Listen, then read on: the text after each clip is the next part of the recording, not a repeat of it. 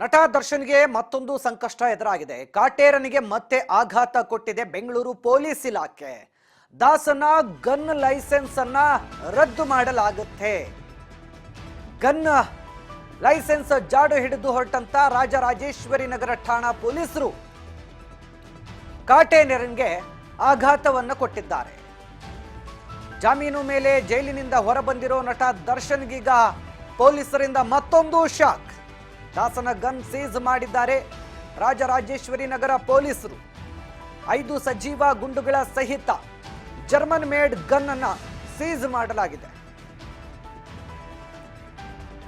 Karl Walther Waffen ಪ್ರಾಬಿಕ್ company gun ಅದಾಗಿದೆ.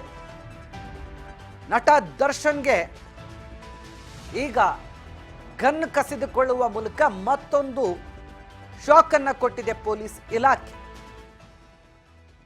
ನಟ ದರ್ಶನ್ ಬಳಿ ಇರುವಂತಹ ಗನ್ ಲೈಸೆನ್ಸ್ ಬಗ್ಗೆ, ಗನ್ ಅಗತ್ಯದ ಬಗ್ಗೆ ಪೊಲೀಸ್ ಇಲಾಖೆ ಮಾಹಿತಿಯನ್ನು ಕೇಳಿತ್ತು. ನಟ ದರ್ಶನ್ಗೆ ನೋಟಿಸ್ ಅನ್ನ ಕೊಟ್ಟಿತ್ತು ಉತ್ತರಿಸುವಂತೆ.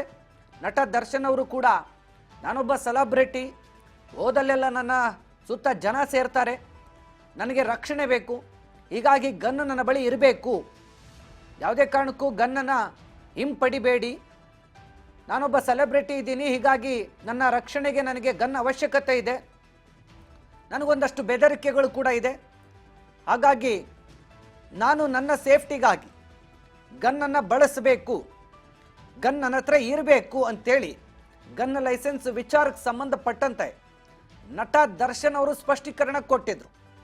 ಆದರೆ ನಟ ದರ್ಶನ್ ಅವರ ಸ್ಪಷ್ಟೀಕರಣಕ್ಕೆ ಸದ್ಯ ಪೊಲೀಸ್ ಇಲಾಖೆ ಒಪ್ಪಿಲ್ಲ.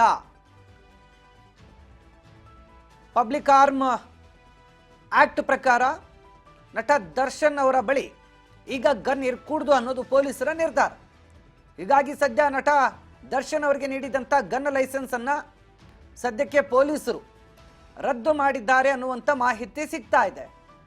ಈ ಮೂಲಕ ನಟ ದರ್ಶನ್ ಬಳಿ ಇದ್ದಂಥ ಲೈಸೆನ್ಸ್ಡ್ ಗನ್, ಏನು ಜರ್ಮನ್ ಮೇಡ್ ಗನ್ ಅಂತ ಹೇಳಲಾಗ್ತಾ ಇತ್ತು, ಅದನ್ನ 5 ಸಜೀವ ಗುಂಡುಗಳ ಸಹಿತ ಸೀಸ್ ಅನ್ನು ಮಾಡಿದ್ದಾರಂತೆ. ಇದೇ ವಿಚಾರಕ್ಕೆ ಸಂಬಂಧಪಟ್ಟಂತೆ ಕಮಿಷನರ್ ದಯಾನಂದ್ ಅವರು ಕೂಡ ಆದೇಶ ಮಾಡಿದ್ರು. ಆದೇಶದ ಬೆನ್ನಲ್ಲೇ ರಾಜೇಶ್ವರಿ ನಗರ ಠಾಣಾ ಪೊಲೀಸರು ದರ್ಶನ್ ಅವರ ಗನ್ ಅನ್ನು ಸೀಸ್ ಮಾಡಿದ್ದಾರೆ ಅಂತ ಮಾಹಿತಿ ಸಿಗ್ತಾ ಇದೆ.